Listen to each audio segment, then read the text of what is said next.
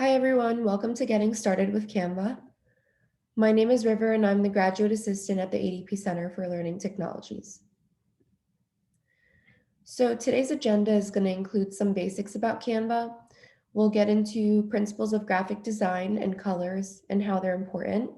And then lastly, we'll get into a couple of tips and tricks. So let's get started. So Canva is an online design and publishing tool that can allow you to create free graphics. Um, It's very simple and user-friendly, almost like editing a document or a presentation. With these graphics, you can create a bunch of different things such as invitations, marketing posters, calendars, resumes, online graphics for social media, menus, and so much more. So first, let's talk a little bit about the basics, right? So how to create a design, what the difference between creating a design from scratch and using a template is, how to favorite things, and lastly, how to download. So when you create a Canva account and you sign in, this is what your home page is going to look like. From here, you can create a design by clicking on the top right button where it says create a design. And like I mentioned, you can either start from scratch and it just gives you a blank sheet, or you can use one of these suggested sizes, right? So you can do a banner, you can do a poster, a card, a flyer, and it's going to create a document or a graphic that is in the size that these, um, I guess, things typically are. So, for instance, if I was to click on this card, it says 7 by 5 inches, right? So when I click on this, it's going to give me a blank graphic where I can just start from scratch and add different things and also look at these templates over here to the left um, and just customize it in a way that I want to do it. But it would be starting from complete scratch. If you wanted to use a template, you can actually hover to the templates button over here and look through all of the different selections, right? So there's marketing, within marketing, there's posters, flyers, infographics. If you wanted to do invitations, like under the personal category, you can do invitations, postcards, t-shirts, all of these different things. When you click, so let's say we're going to click on a poster, it's going to give you a bunch of different templates that you can select from. You can look through, see things that you like, get ideas, and let's say you find something that you really like, you can favorite it and press this heart over here, and this is going to create a folder. And that folder is going to have all the different things that you've liked so far. So you can always go back to it and select from here. Next is how to download. So once you create a graphic, so let's say for instance, we created this one, right? Let's use this template. I'm done. I created my graphic, I edited things, I changed things, and now I want to save it.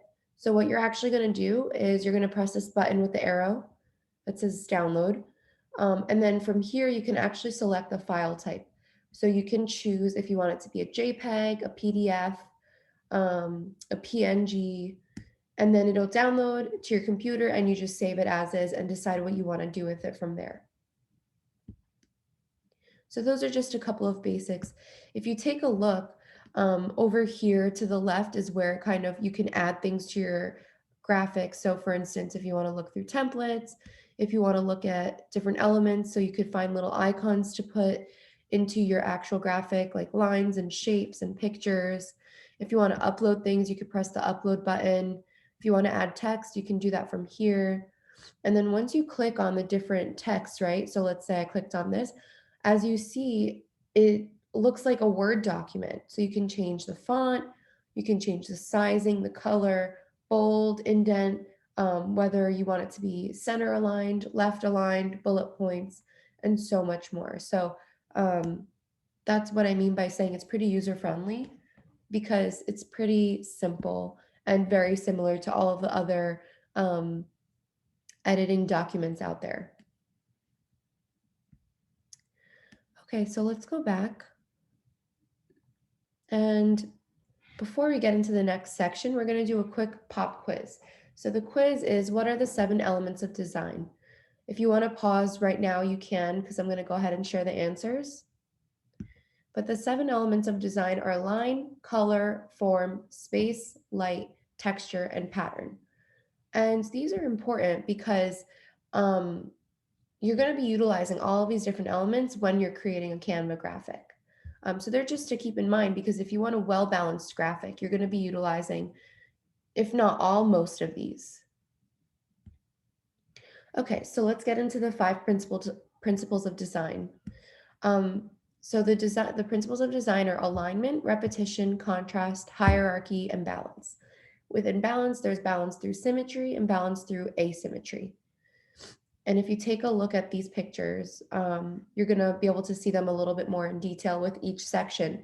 But these are very important and very good examples of exactly what these elements are. And they're important because when you incorporate these elements, it allows you to create a visually appealing graphic. So you want a graphic that makes sense, and you want it to communicate a message, right? So whether that message just be artistic, or you want it to communicate a location, a time, or if it's an invitation, they all have a specific purpose. So this graphic is going to communicate what that purpose is, and also flow. You want it to be simple and legible and readable. And you also want it to look good. So these elements and these principles help you create that kind of graphic. So the first principle of graphic design is alignment. So what alignment does is that it directs our eye to the visual message. When you first look at a graphic, where do you look? To the left, the right, center? So a good example of this would be text alignment in Microsoft Word. And if we take a look at this visual example over here, you can see that these words on this graphic are right aligned. But then if we look at this one over here, this is center aligned. So it makes a difference, right, with the composition of the graphic. The next principle is repetition. So repetition ties otherwise separate pieces together by creating associations, right? It creates patterns. So for instance, we know that within a document that's formatted in APA or MLA format, we know that the separate pages of these documents are all a part of one big document because they're uniform and there's a pattern of the same format, right? So an example of this with graphics would be in this image, for example. This was a graphic that I had made, and I had used the color orange, right? So this is a repeating, this involves repetition, but then also aside from the color are these icons. So there's a little bit of repetition with these icons, these film strips and film rolls, and I kind of wanted it to convey a message of Halloween movie because it's for workshops, right? So what anytime we drop a workshop, it's pre-recorded. We drop it every Wednesday. So it's almost like, you have a movie ticket. So incorporating all of these different things. So this is the message that the repetition of these images and the color orange allows for us to understand. The next principle is contrast. So contrast creates an emphasis and impact by using two opposing elements, right? So for instance, aside from black and white, big font versus small font, cool and warm colors like red and blue, thick or thin lines, smooth or rough textures. So an example of this would be the I accept versus I decline button when you're signing an online document. One is going to be highlighted and the other one is going to not be highlighted. And it directs you it creates emphasis on whatever is highlighted and tells you, hey, click on this one here. The next principle is hierarchy. So hierarchy creates visual organization. So typically the things that are most important are at the top or they're largest, and then little by little, the font gets smaller or it kind of goes down the page, right? So for instance, again, with an APA or MLA formatted document, you're going to have the headline, then you're going to have the subheading, and then the smallest font is going to be the body. It's going to be the majority of the text. So you want the most important messages to stand out. So when we look at our example over here, we're going to see that with this image, for instance, we have Art Expo 2019 in the largest, in all caps in bold, at the top. Then we're going to have the underground, the little subheading. And then underneath that, we're going to have the date and then more details underneath that. So kind of, like I said, creates a hierarchy and shows us what's most important. And then it directs our eye from the top to the bottom.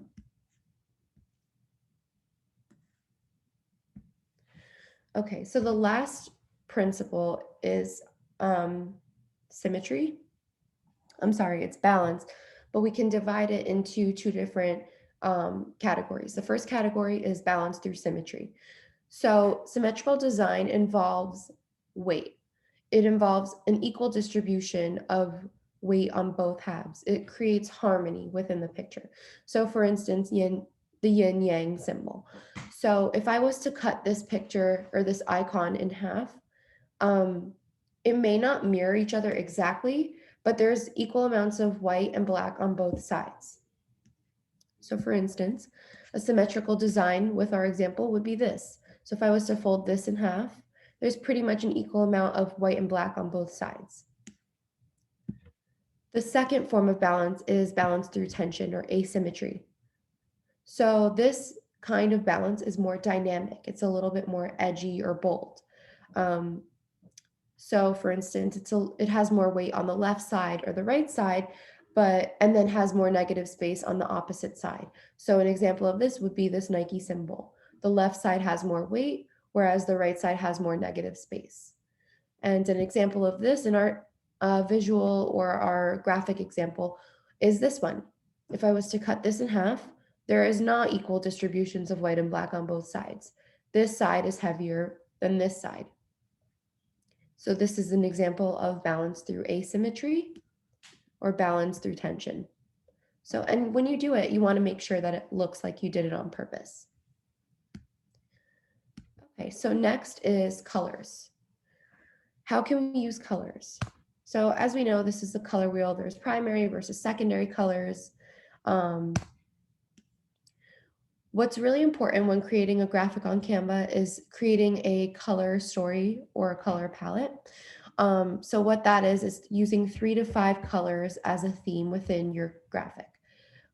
So for instance, with this picture over here, this is our color palette. We have like a large portion of it is blue, then we have some orange, some shades of yellow, and then a little bit of purple. Same thing with this picture. This is the color palette for these eggplants. So the main colors in this document or this picture, I would say, would be blue and orange. That's kind of what, if I was to simplify it, that's what the main colors would be. But then there's also some splashes of yellow, a little bit of purple. So those would be the secondary colors. When we're creating a Canva graphic, let me show you guys a quick example of a color palette on Canva. What's really great about it is that it saves the colors that you use and allows for you to, when you're adding a new text, right? It saves those colors for you and creates the color palette for you. So for instance, let's look at our palette over here. So for this document, all the colors that we used in the document are listed over here. So we can stay within this theme when adding new pictures or adding new words to the document so that you're not kind of trying to estimate what color this was, or it just makes it very easy for you and does the work for you. Okay, so let's get into a couple of quick tips before we end. So the first tip that I would say that is really, really helpful is the copy paste function. So you can copy paste pretty much anything within Canva. You can pull different things from different documents or different Canva graphics and copy them onto your document. So for instance, we have 2 separate documents over here. Let's say I wanted to use this little flower icon and transfer that into this document. So I'm just going to highlight this, copy it, and paste it, and it brings it directly into here. So that way you don't have to go and search through all these different elements, highlight it in the same color. You can pretty much copy paste anything. So if I wanted to, for instance, copy this March 2021, this whole little section over here. I'm going to press copy and I'm going to paste it onto this page over here. So this is an extremely helpful function. The next feature that's really helpful is grouping versus ungrouping. So let's say we have, you know what, let's say, yeah, we have this whole section over here. Let me just ungroup it for our example. So if I wanted to move this, you move all of these, they're all separate right now. But I want to move them all together. I know that whenever I'm going to be moving it, I'm going to be moving this whole group all together. So you're going to place them in the way that you want them to be. And then you're going to highlight them. You're going to right click and you're going to press group. So now this is one whole unit rather than it being 3 separate units. And whenever you move it, they're going to move all together. Another helpful tip would be just to figure out a style or a theme, and the templates can be very helpful with that. Another helpful tip would be using the search tool. So for instance, if I want to search through templates, you can search through them here. If you want to search through elements, so for instance, if I want to find something with photography, it's going to give you all these different pictures and things relevant to photography. So that's really helpful as well. Another tip would be to use uppercase font to draw attention. So that kind of goes back to hierarchy. And you can actually use contrasting fonts. So for example, in order to make it look a little bit more interesting, with this, for instance, right, we have one font for the Art Expo 2019 over here, but then also underneath it, it's or above it, you're using a different font to kind of make it interesting, break it up, make it look a little bit different. So if it was the same font throughout, it might be a little bit boring. And if you want it to look a little bit more creative, you can do that.